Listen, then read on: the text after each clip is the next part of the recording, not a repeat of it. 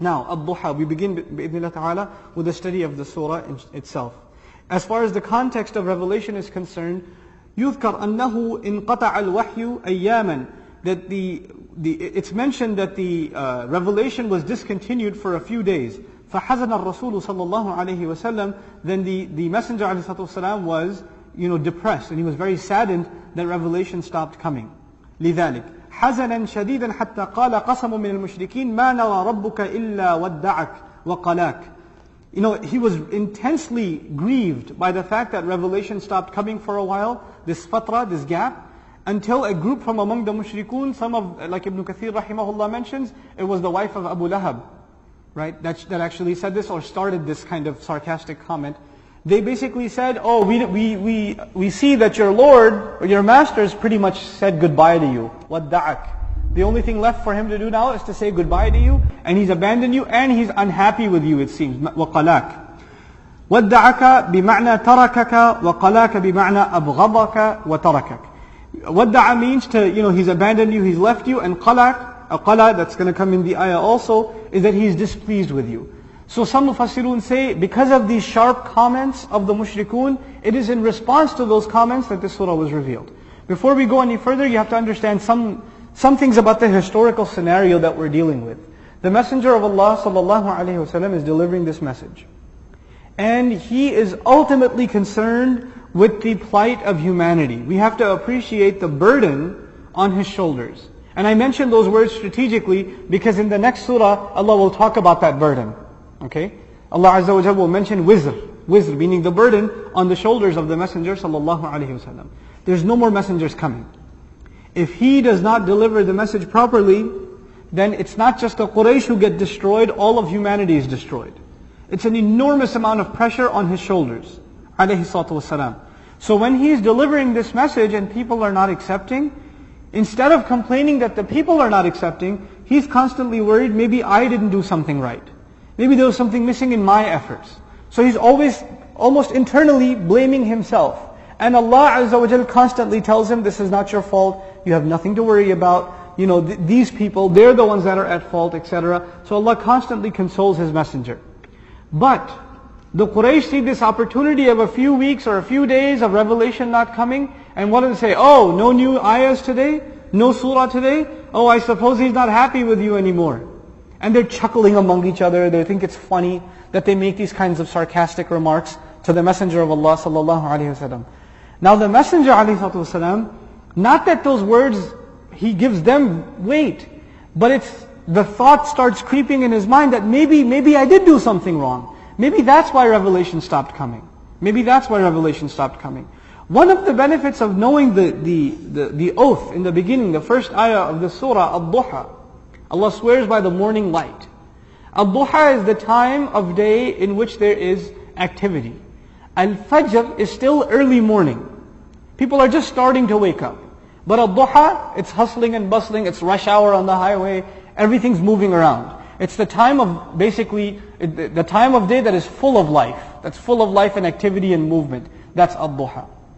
Allah swears by that time, and by the way, we mentioned some of this before, when the word duhaha came up, the light of the sun can be soothing and it can also be scorching, right? Later on in the day it can get pretty intense and it's painful.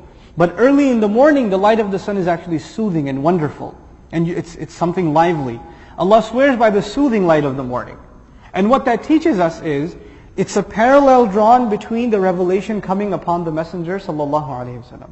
When the revelation used to come to him, it was like the soothing light of the sun falling upon him. It was full of life. Now let's look at the next oath. Actually, before we go to the next oath, some evidences in the Quran, how Allah talks about Ad-Duha. وَأَنْ يُحْشَرَ النَّاسُ ضُحًا. That people would be gathered at Duha time. Even the Quran alludes to the fact that people are hustling and bustling at Duha time. A little bit of a small passage from Dr. Fadl Salih Hassan al-Ra'i that I'd like to read and translate for you. وَقَدْ أَقْسَمَ اللَّهُ تَعَالَى بِالضُّحَى وَاللَّيْلِ إِذَا سَجَى. Allah has certainly taken an oath by Ad-Duha, the soothing morning, and also by the night as it becomes still and lifeless. Saja. وَاللَّيْلِ, I swear by night. إِذَا سَجَى, when it becomes still and lifeless. Let's see what else he says. وَهُمَا وَقْتَانْ فِي مُنْتَهَى الرِّقَّةِ عَلَى النَّفْسِ الْبَشَرِيَّةِ. He adds another comment of reflection on this. He says both of these times are important from a psychological point of view on the human nafs, on the human personality. Islahi commented on this further. He said that, these two times are very, very opposite. And Allah is alluding to these two times because these are it alludes to different kinds of emotions or situations people face. Sometimes life is easy, sometimes life is difficult. Sometimes there's happiness, sometimes there's sadness. Sometimes there's ease, sometimes there's difficulty. Sometimes there's relaxation, other times there's pain. And you would think, why isn't there always ease? Why isn't there always relaxation? But if you reflect, you will learn, just like the night and the day, the night when it becomes totally still, it is the time that all of the animals and human beings, they get a chance to rest and sleep. That is an important part of life, to go through the darkness.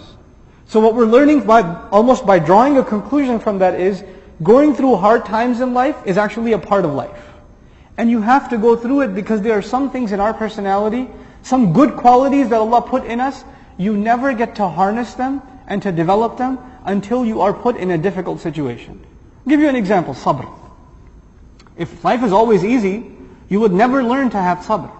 It's a quality Allah put inside of us, it's a virtue Allah put inside of us, but it only comes out, and it only manifests, and it only blooms under difficult circumstances. Gratitude. Only when something is taken away, you become more grateful of what you had. And when you get even a little, the gratitude comes out and harnesses. So even in difficulty, there's a blessing. The day has its soothness and its comfort and its relaxation, and yes, the night is still and deathly, and it's motionless and it's depressing, but both of them have a role to play. So that's what he's talking about as far as them having an effect on the person. أعوذ بالله من الشيطان الرجيم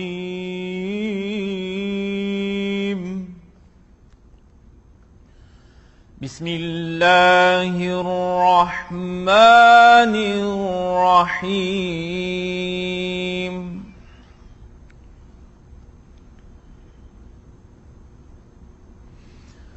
والضحى والليل إذا سجى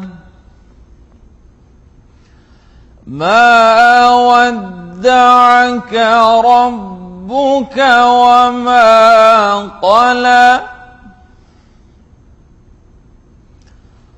وللآخرة خير لك من الأولى ولسوف يعطيك ربك فترضى ألم يجدك يتيما فآوى